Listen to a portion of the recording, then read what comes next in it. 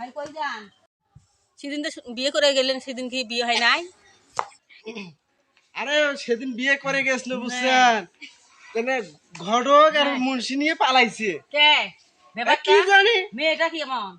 মেয়েটা দেখতে কেমন? মেয়ে কোন মেয়ে নয়, বেডি সোয়েল, দুইটা সোয়েলের মা। কাহে যেমন তোমরা এত পাগলা হইছো, হ্যাঁ। তাকে বিয়ে করে দিলে একদিন ঘুরিয়ে আসছেন, ফিরে আইও যাওয়া নিচ্ছেন। বুঝেন না, দুইটা সোয়েলের মা। ওই বেড়া দুইটা কাছে না মুনি হাফিজি মাদ্রাসা দেন, হাফিজি মাদ্রাসা হাফেজ হবে। মাইকি তো তৈরি বেটা পাইবেন। হ্যাঁ। এগুলো তোমার আশা বুক ভরা। কারণ বুঝছেন, কি কারণ? তাই হলে পাইলে হলো বাপ, কি আর বেডি সোয়েল পাইলে স্বামী, বাবা। মুন পানু বউ।